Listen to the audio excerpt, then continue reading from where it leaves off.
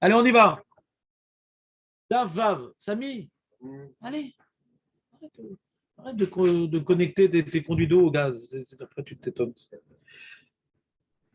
On a vu les quatre hier. Les quatre quoi? Les quatre cas où le Hachem est là. Bon Hachem. Alors, hier, on a vu l'enseignement du Rav Yitzhak, rapporté par Rabin Bar Rav Adata. Est-ce que tu as rattrapé tes. J'ai rattrapé, je veux dire, j'ai pas encore. Oh là là. Je mérite ma coûte. Non, pas du tout. Chas Shalom. Mais il faut faire une grande révisation. Très grande révisation. Sur Tfila Betsibour? Ouais. Pourquoi? Tu as des questions? Ouais. C'est quoi ta question? Là, c'était l'histoire du Moussaf. Je ne me souviens plus pourquoi on a dit que le Moussaf, on apprend de là-bas qu'on peut prier Yahvé. Pas qu'on peut prier à rire, mais c'est pas besoin d'une révision, tu as besoin carrément de faire une greffe. Ouais. C'est pas grave. On n'a pas dit qu'on peut prier à rire, il faut prier Betsibour aussi, le Moussaf. Oui, on a rapporté une marloquette Tanaïm. Est-ce qu'on a le droit de prier? Est-ce qu'on a, pardon, est-ce qu'on a le droit? Est-ce que on peut? Il y a trois opinions. Voilà. Une opinion que s'il n'y a pas de Tzibour, on ne peut pas prier Moussaf, c'est comme un Korban Tzibour. Donc on peut prier Betsibour. Ouais. Il y a la troisième opinion qui est que s'il y a un Tzibour qui prie dans ma ville, ça peut m'acquitter. Ça m'acquitte. Et deuxième opinion qui est Chachamim, c'est que c'est comme le Hamida, et on a tranché comme l'opinion qu'on fait même Béachid de l'histoire de Rabbi Ami et Rabbi Assi. Et encore une autre histoire, on a vu qu'elle est dans ce sens-là. Mais donc, c'est qu'ils faisaient Moussaf. Alors, il demande d'où on sait qu'il faisait Moussaf. On a posé la question. On a répondu si la Gemara rapportait ça, c'est que la Gemara le savait. D'accord. C'est pourquoi la Gemara rapporte cette histoire sinon. C'est bon, c'est ça ta révisade? Voilà, t'as échappé à la greffe. Je peux vous faire un quart de révisade. C'est pas de question. Comment? Normalement, si je ramène cette table-là, la question de ça part ça.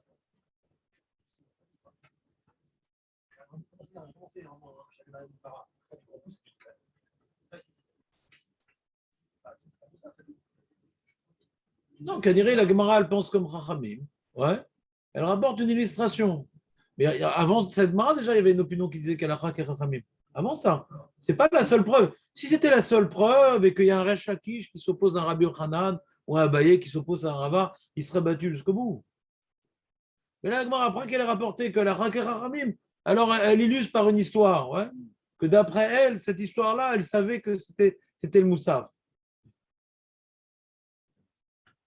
Ou bien tu peux dire que ou bien tu peux dire plus simplement que Rabbi Ami et Rabbi Assi, ils priaient tout le temps là-bas. Ah, tu dis tout le temps, mais peut-être pas Moussaf. Parce qu'ils n'étaient pas Hayav. Ouais, donc il faut reprendre la première réponse. Ouais.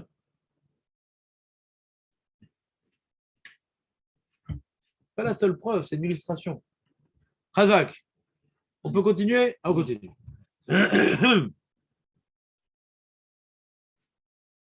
Alors, Julien, d'où on apprend que alors, dans un Beth Knesset, non, regarde-moi dans les yeux, dans un Beth Knesset, la Shrina, elle est présente ou Akadosh Baruch Hu, il est Matsouille? De quoi, la Shrina ou Akadosh Baruch Hu? Hein? C'est un bon moyen mémotechnique ce que je vais donner hier, hein, pour mémoriser les mots de la Gemara. J'espère que c'est ça la Svara. En tout cas, ça permet de bien mémoriser. Ce qui est marqué donc Akadosh Baruch Hu, il est Matsouille Beth Knesset. On apprend ça. De quel passouk, Jonathan? Parce que je n'ai pas pris le livre. Hein?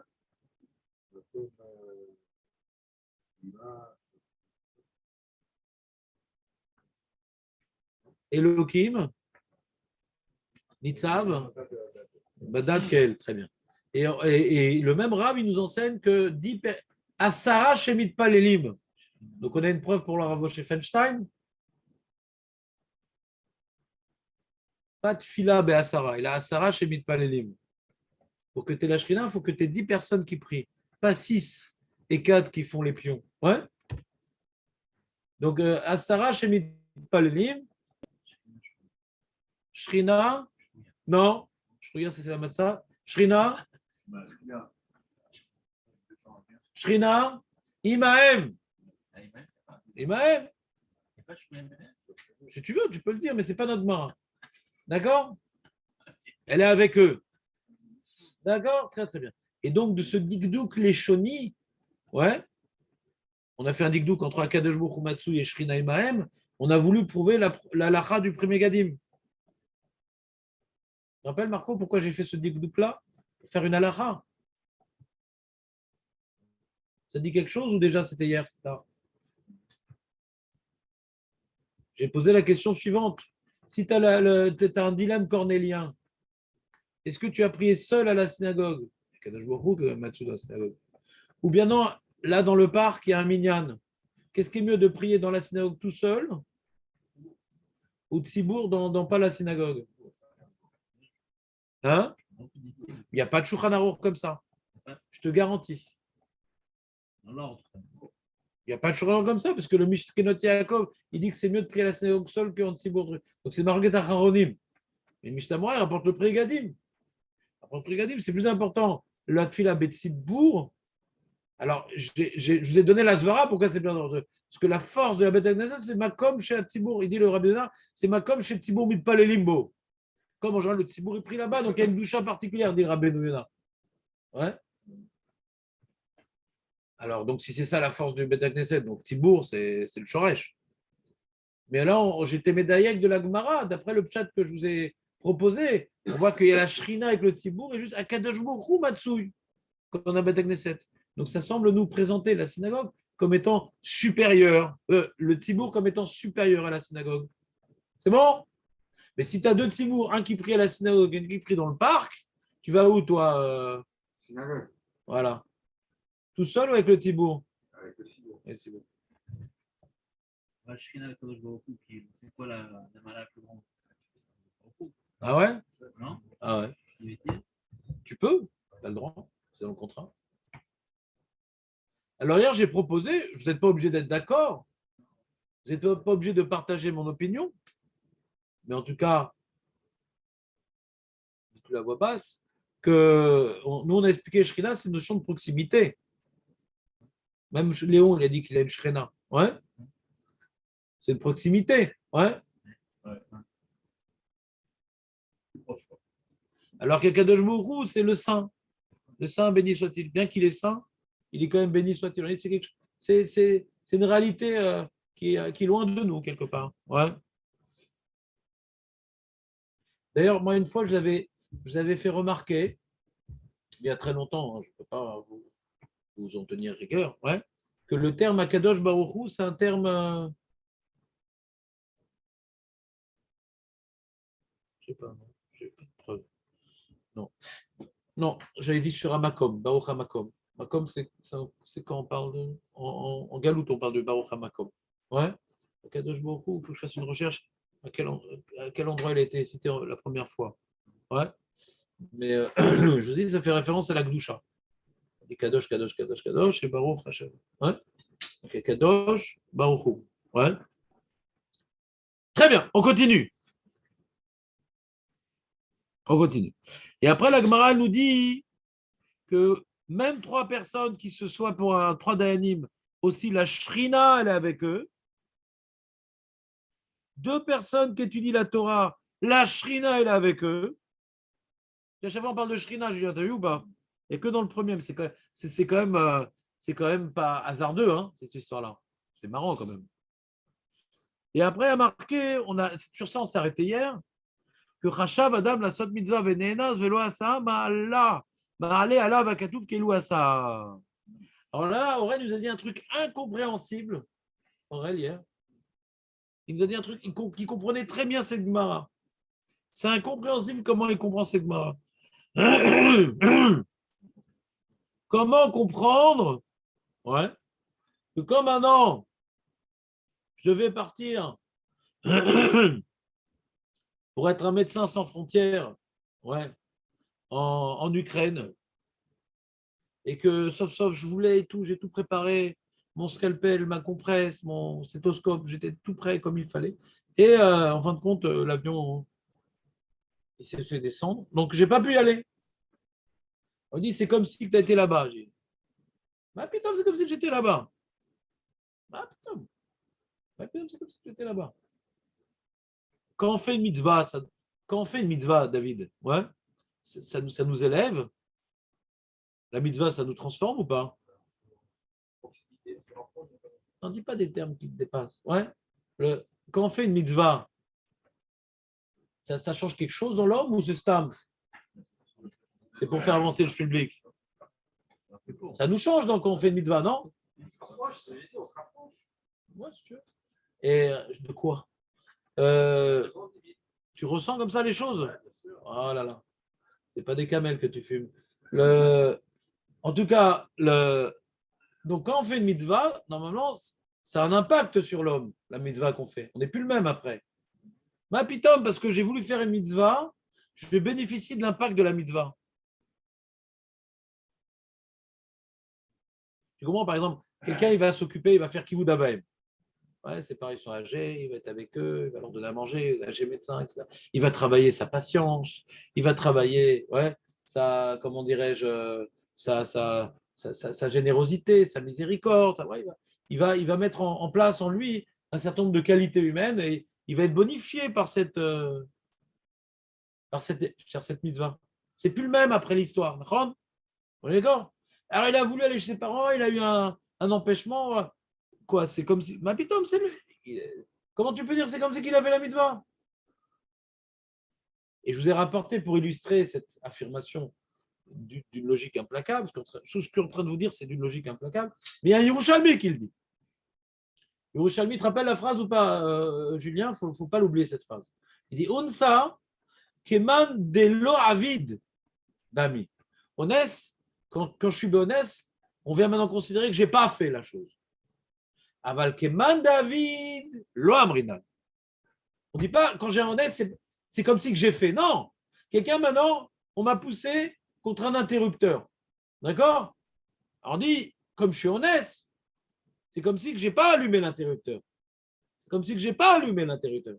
Quand maintenant on prend un morceau de viande pas cachère, on me la rend de force dans la gorge. Comme c'était béhonnête, c'est comme si que je n'ai pas mangé la viande. Une femme qu'on vient à Shalom prendre de force, c'est comme si qu'elle n'a pas été avec le monsieur, parce que c'est honnête. On ne vient pas lui attribuer l'acte. Et Rouchami dit honnête, ça vient juste faire en sorte que ce que physiquement j'ai fait, je ne l'ai pas fait, parce que je ne voulais pas. L'acte physique que j'ai fait, je ne l'ai pas fait. C'est ça le honnête. On ne vient pas m'attribuer dans le ciel que j'ai fait cette erreur parce que j'étais bien honnête. Mais ce que je n'ai pas pu faire, parce que j'étais honnête, on ne peut pas dire c'est comme si que tu l'as fait. Ça, non, c'est pas ça le concept du honnête. Tout ce qu'on a vu le concept du honnête dans la Torah, c'est honnête, rahmana patre, que quand quelqu'un devait recevoir un châtiment, le honnête vient le rendre exempté du châtiment. On a vu la notion de honnête. Par exemple, dans Sota, que si la fille, elle s'est isolée avec le monsieur sur lequel il y a eu quinouille, et que là-bas, sur place, elle a été violée, eh ben, elle pourra boire autant de verres de Sota. Ouais. Elle ne lui arrivera rien parce qu'elle a été honnête. Ce n'est pas comme si qu'elle a fait puisqu'elle a été violée.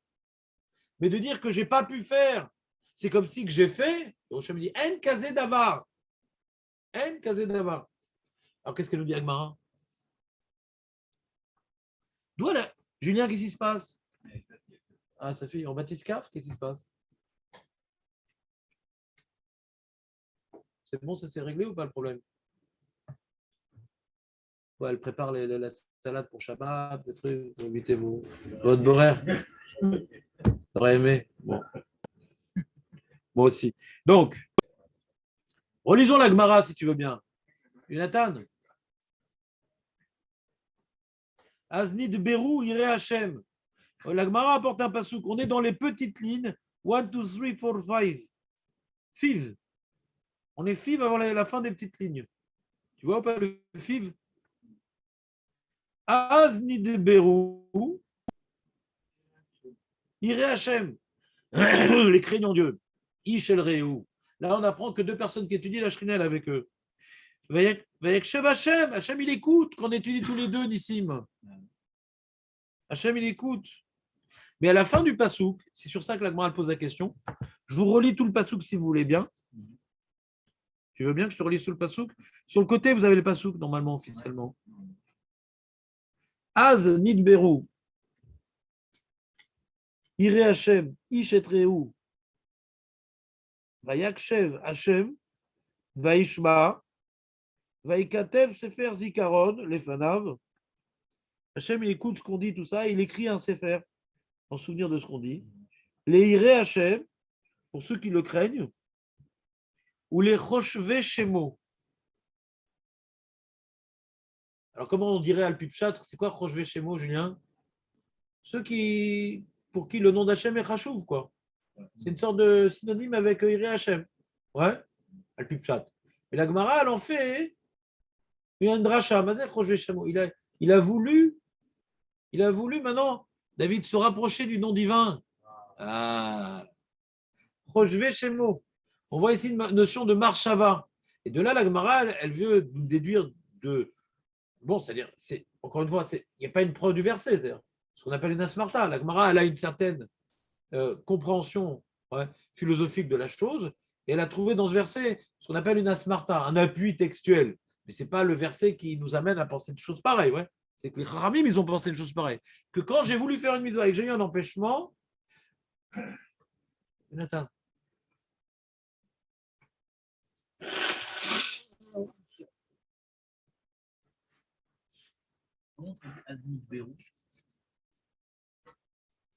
Va être parlé. Alors c'est comme si Ma'ale Alav Akatouv, Ma'ale Alav Akatouv, Aurel, qu'est-ce que c'est Gemara? Ma'ale Alav Akatouv, Keilou Asa. Marco, j'ai posé une question hier de la Gemara dans Baba Kama d'Aftet Zaïn, que Irmiyahu Hanavi, il a fait une tfila. Tu peux me rappeler cette question?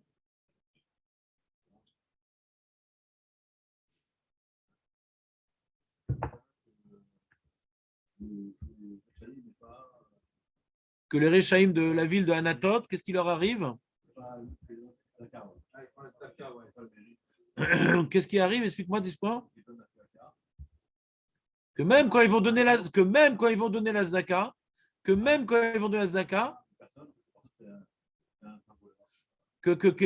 la Zdaka qu'ils vont donner, ça va tomber chez quelqu'un qui n'a pas besoin de Zdaka, pour qu'ils n'aient pas de mérite.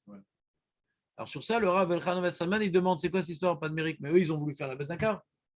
D'après ce qu'on vient de voir dans la Gemara, si je veux faire la Zdaka, maintenant, d'où je sais que c'était un tricheur, le mec. Samy, d'où je sais que c'était un tricheur, le mec. Je n'ai pas vu garer sa Audi grise à côté. Je n'ai pas vu. Donc je ne savais pas que c'était un mec que c'était sa parnassa, la Zdaka. Une belle parnassa. Non, reste. T'entends Julien ou pas? Pourquoi c'est quoi la prière de Irmiyahu Hanavi, elle correspond à rien.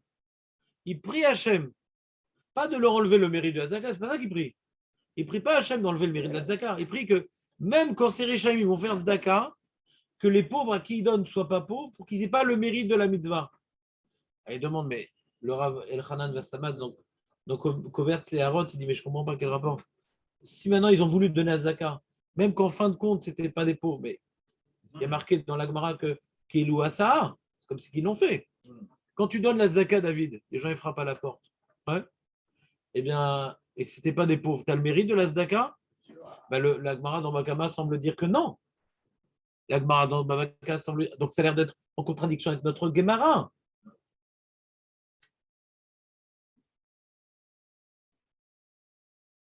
Vous avez une idée de réponse ou pas? Voyons voir si j'ai ici un Gilgoul du Rav Wasserman. Comment il est mort le Rav Elchanan Wasserman? Comment il a été tué? Non, pas dans la rue, c'est pas son nom. Ça, c'est le Hitch Matzliar qui a été assassiné dans la rue.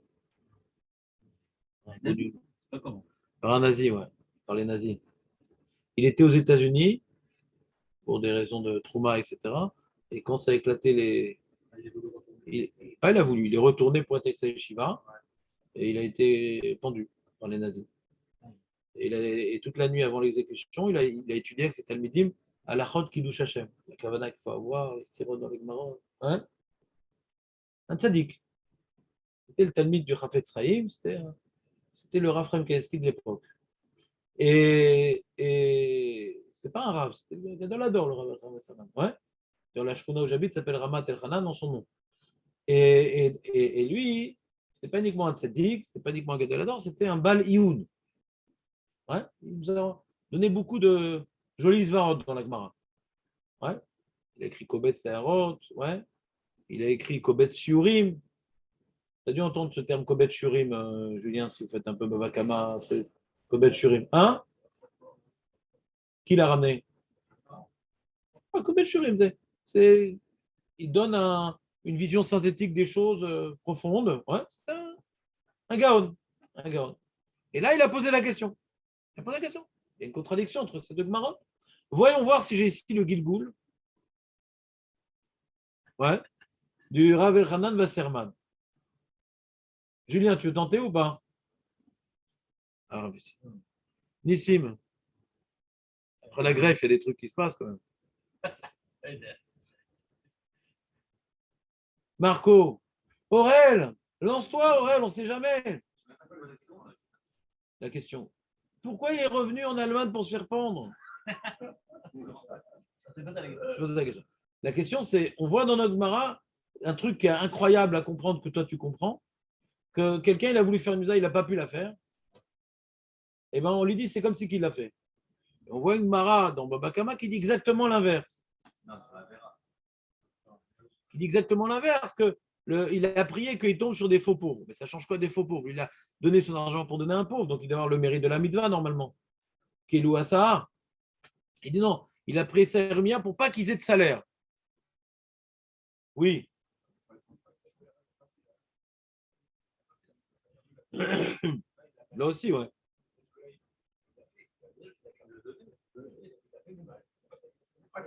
Mais lui, c'est pas de sa faute. Il pensait qu'il était pauvre, le mec.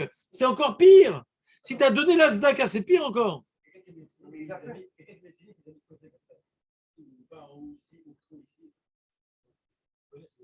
Il n'est pas honnête, c'est un abruti. Il doit prendre à la rein. Nul n'est censé ignorer la loi, nous disait Macron quand il était jeune. Hein? Mais il n'est pas renseigné. Je l'ai porté, j'ai fait Agba du pauvre. Ça va, il a l'air de. Il n'est pas lourd. J'ai senti, il dit oui, ouais. D'où tu veux que je sache? D'où tu veux... Moi, je vais te parler, alors je vais te simplifier la Gemara. Même dans un cas où il est Anous Gamour, Gamlo, En lo Srout. Soum Shrout. Soum Shrout.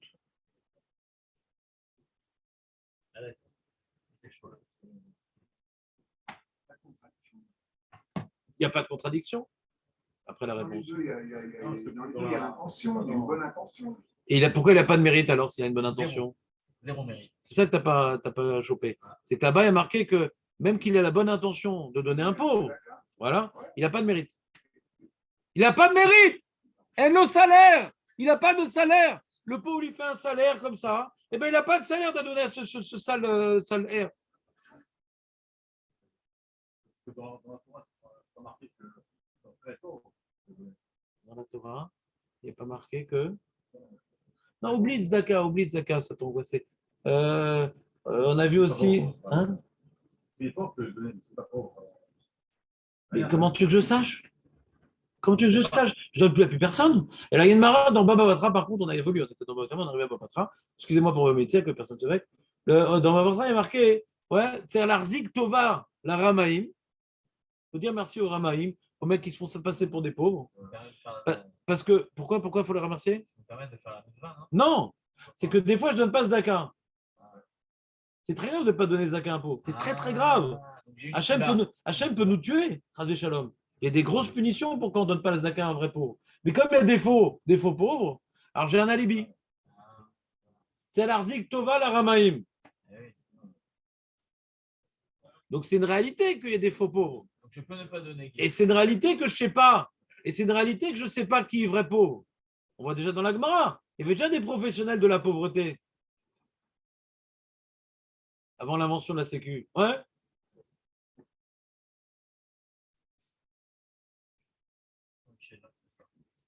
Alors le Rav Elchanan Wasserman, qui n'est pas représenté ici, Il répond à la chose suivante. Il rapporte un Ramchal, un Rav Haïm Lutzato, dans son Sefer Derer Hashem, qui a deux parties dans la mitzvah. Quand on fait une mitzvah, on accomplit deux enjeux. Je vous écoute. Je vous ai mis sur la route, pendant à vous de continuer. Il y a l'intention et l'action. Continue. Ah, et le... Qu'est-ce que t'appelles le résultat? Bon. Moi, je n'aurais pas parlé de ça. Quand maintenant, on va parler oublie le pot. Oublie le pot. Quand je mange la... une seconde. Je vais te donner un exemple pour t'aider un petit peu.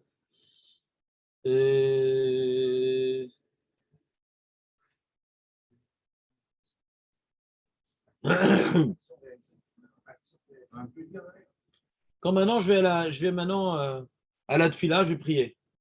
D'accord? J'accomplis deux choses. Ouais, je vais faire le Kriyat Shema. Quand je fais le Kriyat Shema, j'accomplis deux choses. Qu'est-ce que j'accomplis? Un truc général et un truc particulier. Le truc de faire le schéma, c'est d'accepter le jour divin. Mais tu as dit la même chose, c'est ça le problème. Parce que le schéma, c'est accepter le jour divin. Non, je vous dis, hein, Je répète. Quand maintenant j'accomplis la visa du Kriyat Shema, j'accomplis un truc général et un truc particulier. C'est quoi le truc général? Les mitzvahs. C'est quoi faire une mitzvah? Voilà. Il y a un truc qui concerne toutes les mitzvot, ouais, c'est ce qu'on appelle l'obéissance. L'obéissance. Quand je fais Kriyat Shema, quand je mange la matzah, quand je donne la tzaka, ouais, avant tout, il y a, dans mon acte, ouais, j'ai obéi à Dieu. Il y a un deuxième truc que je vous ai parlé bien plus tôt, c'est que la mitzvah me transforme. De faire Kriyat Shema, d'avoir médité au Yichud Hashem, je n'ai pas uniquement accompli l'effort d'obéir, j'ai également été bonifié par la réflexion du Yichud Hashem. D'accord?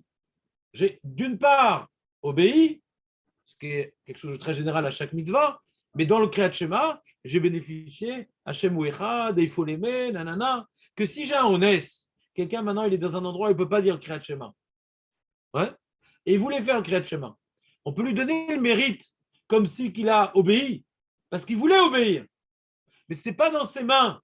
Il voulait obéir, mais ce n'était pas dans ses mains d'accomplir. Donc le shrout de vouloir obéir, ouais, quelqu'un qui veut accomplir toutes les mitzvot qu'il ne va pas pouvoir accomplir techniquement, on peut lui donner. Parce que c'est qu'un problème technique qu'il n'a pas pu la faire, mais il voulait l'accomplir. Sa volonté de discipline, ouais, elle est antérieure à la mitzvah, et même si la mitzvah ne va pas pouvoir être réalisée par rapport à un problème technique, mais elle reste présente, sa volonté d'obéir. Mais ce que la mitzvah, chaque mitzvah, apporte, vient nous bonifier, nous transformer, si je n'ai pas accompli, je ne l'ai pas accompli. Ça ne peut pas m'apporter. Ce que la mitzvah est amenée à m'élever à titre. Chaque mitzvah avec son message, chaque mitzvah avec son travail. Ça, faut la faire. C'est clair le chilouk du Ramchal. Dans toutes les mitzvahs, il y a les deux. D'accord? Donc, il y a une mitzvah, par exemple, où j'étudie le ta'am de la mitzvah. Plus je vais étudier le ta'am de la mitzvah, plus je vais renforcer la deuxième partie de la mitzvah. Plus je vais comprendre les mots du Kriyat Shema, je vais comprendre c'est quoi le Yichud Hashem. Et plus la deuxième partie, elle va être forte, et le Kriyat Shema va me transformer. Mais celui qui fait une mitzvah sans comprendre le Kriyat Shema, il va au moins accomplir la première en jeu. Que j'obéis. J'obéis. Nous, notre travail, c'est de renforcer le deuxième enjeu. Premier enjeu, Vadaï, quand on fait une mitzvah, on obéit, mais c'est dommage, chaque mitzvah, elle t'apporte quelque chose de différent. Si tu le fais comme un amaharet, toutes les mitzvahs sont pareilles. Si tu fais comme un Tamid Chacham, chaque mitzvah, Pessar, c'est pas comme Sukkot, Sukkot, c'est pas comme Shavuot, Purim, c'est pas comme Hanouka, et Shabbat, c'est pas comme Yom Tov. Chaque chose, tu as bien compris la différence? Non, ben voilà, on fait pas de melachot. Ça, c'est la Maharet. Et celui qui étudie bien, c'est quoi la sortie d'Égypte? C'est bien, c'est quoi la Souka? Alors, chaque mitzvah, elle va lui plonger dans un vécu particulier. Et après, Sukkot, c'est pas le même. Ah, maintenant, il a un empêchement, il n'a pas pu faire la souka. Il a un empêchement, il ne peut pas faire ça. Bon, alors on peut lui donner le mérite de l'obéissance parce que lui voulait obéir, il voulait tout faire pour obéir. Mais il est honnête. Mais on ne peut pas lui donner les apports philosophiques, métaphysiques et éthiques que le vécu de la mitzvah apporte à l'homme. Vous suivez ou pas, David? Donc maintenant, on parle de la prière de Rivé en avis avec ses Rechaïm. D'abord, on parle de Rechaïm, parce que c'est méchant comme prière comme de Rivé en avis. C'est des Rechaïm. S'ils sont tellement rachats, ces gens-là, ils vont entraîner le Khorban Bet Amikdash en s'opposant à la névoie d'Hachem, que je veux qu'ils aient aucun srouillotte pour qu'Hachem s'en débarrasse. Alors même, ils ne font pas beaucoup de mitzvot, mais même la Zdaka qu'ils font, qu'elle tombe sur des gens qui ne sont pas pauvres. Parce qu'il explique, le Rabbi Saman, eux, ils ne font pas les mitzvot, les Shem mitzvah, sinon ce n'est pas des Rechaim. Eux connaissent Zdaka, c'est comme Macron qui organise un organisme de Sedaka, etc. C'est pas pour aider les pauvres, c'est pour. On s'occupe, on est socialiste, nous. Pour montrer qu'on est socialiste. Alors on donne l'argent aux pauvres, mais pas parce que Hachem a demandé. Donc c'est Rechaim, il y a des Rechaim qui donnent la Tzedaka, c'est pas parce qu'Hachem a demandé. C'est par mauvaise conscience, c'est pour qu'on parle d'eux. Alors il dit, si maintenant, la raison pour laquelle ils font la Tzedaka, c'est pas pour obéir à Hachem. Donc comme maintenant, ils ont donné à quelqu'un qui n'est pas pauvre, ils ont ni l'effet de la mitzvah d'aider un pauvre, parce qu'il n'est pas pauvre. Ils ont ni les conséquences de la mitzvah que dans la tzedaka, c'est que l'autre il ait profité, ce que vous avez évoqué tout à l'heure. La personne a profité parce qu'il n'avait pas besoin. Et ni l'obéissance, parce qu'ils n'ont pas fait la mitzvah pour obéir. Donc ils n'ont rien, aucun salaire. Mais quand moi je donne la tzedaka, enfin, j'espère que je suis dans la liste, quand moi je donne la tzedaka, parce que Hachem a demandé de donner la tzedaka, et je tombe sur un ramaï, alors je n'ai pas bénéficié de la mitzvah qui est d'aider un juif, celui-là n'avait pas besoin. Mais est-ce que j'ai un salaire quand même, Aurel? Pourquoi tu penses? Tu es sûr ou tu penses? Tu es sûr que tu penses? Qu'est-ce que tu en penses, Jonathan? Hein? C'est quoi le salaire que j'aurais de donner à Zaka à un truand? D'avoir obéi à l'ordre divin de donner à Zaka. Cette première partie, je l'ai. Et la Gemara, il dit qu'il parle. La Gemara ne parle que de ça. La Gemara ne parle que de ça.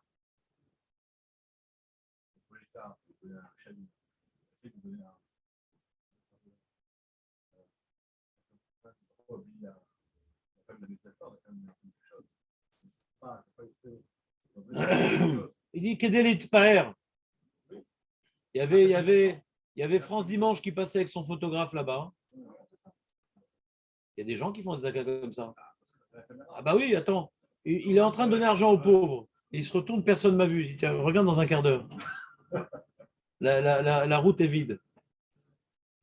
Explique le Rav Ramazan, on parle de ça. On parle de Rechaïm.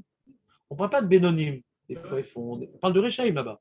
Que le Navi, il prie qu'ils n'aient aucun scrupule, on parle de Rechaïm, de pourriture de leur race. Donc, même quand ils vont donner des Tzedaka, et ils vont le faire pour qu'on les voit. Mais si du coup, ils ont aidé un pauvre, c'est quand même un srout.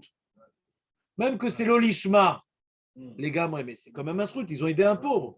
Ce ne soit pas un pauvre comme ça. Ils n'ont ni l'obéissance, ni l'aide à quelqu'un. C'est clair? Ça vous a plu son petit route? C'est important ce qu'il dit. Parce que ça nous permet de porter un regard sur les mitzvot de manière plus précise. Le Hamaharet, il ne voit les mitzvot que par rapport à la première partie. Le but, c'est obéir. Le Talmid Racham, il voit les deux parties. Chaque mitzvah, elle a un message particulier, elle a un vécu particulier. Et si maintenant je ne m'investis pas dans. Donc, nous, qu'est-ce qu'on fait? Alors qu'on étudie les fêtes, on étudie le mitzvah, on étudie la tefila, on essaie de rentrer vraiment dans la profondeur même du sujet pour qu'on bénéficie du deuxième enjeu, que le vécu qu'on va avoir avec la mitzvah, il nous change. Parce qu'on a bien compris l'enjeu et on va insister sur l'enjeu. Pas uniquement j'obéis.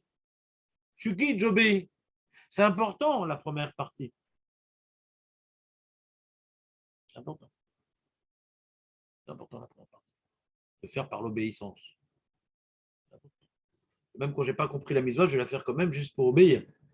Ouais.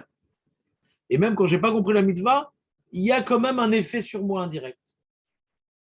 C'est un truc mystique, mais il faut savoir que même si je n'ai pas étudié Biyun, une mitzvah, je n'ai pas étudié approfondi une mitzvah, cet acte-là, il va avoir des retombées sur mon être. Cet acte-là. Il n'y a pas que l'obéissance. Mais plus je vais m'investir dans la compréhension de la chose, et plus l'acte, je vais être en connexion avec l'apport particulier de cette mitzvah. Ce qu'on appelle les 248 membres spirituels. Chaque membre, il est différent. Chaque mitzvah, elle a un autre membre. Chaque mitzvah, elle complète quelque chose en moi que l'autre ne peut pas compléter. Ça, c'est quand je m'investis dans la deuxième partie de la mitzvah. La première partie de la mitzvah, j'ai une connexion avec ce membre, mais il n'est quand même pas très musclé. J'ai donné existence à ce membre en accomplissant cette mitzvah par obéissance. Mais il n'est pas très musclé. Si je veux muscler ce membre-là, il faut que je m'investisse dans le message spécifique de cette mitzvah-là. C'est clair? Et pour pouvoir avoir une connexion avec la mitzvah spécifique, il faut l'accomplir. De vouloir l'accomplir, ça suffit pas. Est-ce que tu as compris maintenant le sujet, Aurel? Pourquoi c'était incompréhensible? Donc, ce que nous dit le Yerushalmi, qu'on ne peut pas dire qu'un honnête m'attribue, ouais, comme si que j'ai fait la mitzvah, on est d'accord. C'est pas comme si que j'ai fait la mitzvah. Se faire la mitzvah, ça m'apporte quelque chose. Et je ne pourrais rien obtenir de la mitzvah si j'ai eu un code force majeure qui m'empêchait de l'accomplir. Je ne pourrais rien obtenir. Donc, ce n'est pas comme si que je l'ai fait. Mais c'est comme si que j'ai voulu la faire. Et vouloir faire une mitzvah, c'est vouloir obéir, ce mérite, je l'ai. De vouloir obéir, je l'ai, ce mérite-là. Mais pas plus. Je vais chez moi. J'ai juste le srout de la marshava. J'ai juste le srout de la marshavat mitzvah. Comment?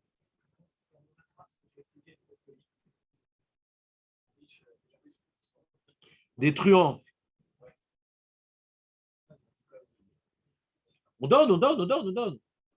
Mais des fois, on ne donne pas. Non, mais on donne à tout le monde. Mais des fois, on ne donne pas, parce qu'on croit que c'est un ramaille. Et imagine, ce n'est pas un ramaille. Il y a marqué l'otikpot setiader. Noten titen. Combien il y a de assez de lave sur le pauvre, c'est très très grave. Mais comme maintenant il y a des ramaïm, ouais, quand je ne donne pas, parce que je pense que c'est un ramaï, qu'il n'a pas besoin, qu'il exagère, etc., ouais, alors je ne vais pas être puni, parce que j'ai un alibi. Mais ce qu'il faut donner, voilà, il faut donner. Le mec, il dit, voilà, le mec, il lui dit, une fois, Jérémy Bérémy m'a raconté une histoire, quand il était tout jeune, il y avait un enfant malade, qui avait plein d'argent pour une opération, etc. Il a fait toute une levée de fonds sur Internet et tout, il a ramassé plein d'argent et tout. Il s'est avéré que c'était un gros mensonge. Il a ramassé des centaines de milliers d'euros. Hein. Il paraît que c'était un grand mensonge. Alors maintenant, quand on lui propose un truc pareil et qu'il refuse, ouais, il n'y a pas une épée de Damoclès au-dessus de sa tête. On ne parle pas de toi, ouais. On parle de maintenant. Est-ce que Hachem, il va. Tu as raison, tu peux te le dire. C'est-à-dire, Hachem, tu dis si je ne donne pas, je sais qu'il est pauvre, et que je ne donne pas, alors sachant qu'il est pauvre, alors c'est vrai que c'est un problème. La seule permission qu'on a de ne pas donner à un pauvre, c'est qu'on ne peut pas donner à tout le monde. Après, il y a un autre problème. Ouais. Quand tu as des braques avant Pourim, et que tous les quarts d'heure, on te frappe à la porte, parce que tu es dans une rue principale, on peut même te sonner à 11h du soir, les mecs. Et non, mais après, il y a Pessah. Et après, il y a Shavuot, après, il y a Sukkot, il y a des occasions. Et ça tourne bien. Et donc, moi, j'ai pas de radio à la maison, j'ai pas besoin, j'ai la sonnette. Pas besoin de me connecter. Ouais. Et donc, au bout d'un moment, on dit bon, d'accord, il y a des gens, je donne à Ravesma, aux Avrechim, le truc. Au bout d'un moment, si tu donnes un shekel à chacun, c'est un budget, quoi. Quand ça tourne beaucoup, nous, on n'a pas d'interphone néo-nazi à l'entrée qui empêche les pauvres de rentrer. Donc, tout le monde rentre. Quand tu donnes à chacun, je ne vais pas donner 10 agourottes, quand même. Je ne sais pas. Je sais pas. Comme il y a des pauvres sont venus à la Brit Mila de mon petit-fils, etc., j'ai donné, etc. Et j'ai donné un shekel et demi. Ouais, c'est un shekel et demi, non. C'est le sandal, tu donnais plus. Ouais. Qu'est-ce que je te dis? Ouais, c'est comme ça, nanana. J'ai dit, tu es barré à ma veste. Je suis parti, qu'est-ce que je fasse? Qu'est-ce que je fasse? J'ai déjà payé une partie de la Brit Mila. Je sais ce qui restait. Je connais, lui. Ils sont connus. Ouais. C'est pas les mecs qui ont le plus fort qui sont les plus pauvres. Non, déjà pas. Je ne veux pas juger. Peut-être qu'il a un problème psychologique, c'est pour ça qu'il est pauvre et il ne se comporte pas bien. Je ne veux pas vous dire des klalim. Mais ce qu'on apprend à la Gemara de Baba Batra, hein, ce n'est pas de la lacha, Julien, qu'on apprend de cette Gemara Batra, c'est du moussard. Il faut voir le bien partout. Que même on a même besoin des ramaïm. C'est ça que la Gemara veut nous apprendre là-bas. On ne sait jamais s'il est pauvre. Mais si je n'ai pas voulu donner, qu'est-ce qui s'est passé? Parce que je ne peux pas donner à tout le monde ou parce que j'étais fatigué, qu'est-ce qui se passe? Ouais. Alors j'ai des circonstances atténuantes parce qu'on ne peut pas donner à tout le monde parce qu'il y a tellement de ramaïm. Donc ce refus de donner systématiquement, ce refus de donner, il a une base saine. S'il n'y avait pas de ramaïm, ouais, c'est compliqué de refuser. C'est beaucoup plus compliqué. Il faut toujours avoir un réflexe de donner. Arrange-toi pour qu'il y ait une pièce à cheveux dans ta poche. Il n'y a pas de ramaïm. C'est compliqué de refuser. Le tikpot, c'est yadecha et d'écrire à toi. Tu n'as pas ta main. Et comme il y a des ramaïm, la Gemara veut nous apprendre un message intéressant que même les ramaïm, ils sont nécessaires dans notre vie. C'est ça que la Gemara veut nous dire. Grâce à eux, quand je n'ai pas donné la zaka à un vrai pauvre, j'ai pas la guillotine qui.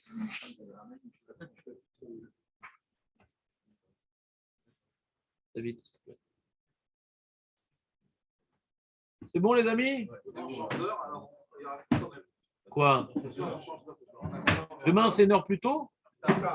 Non. À 2h du matin, il sera 3h. Ah là là, je sens que je vais faire nuit blanche alors, c'est terrible. Il faut que je vois le passage de l'heure.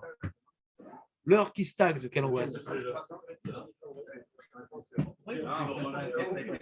7h30 demain.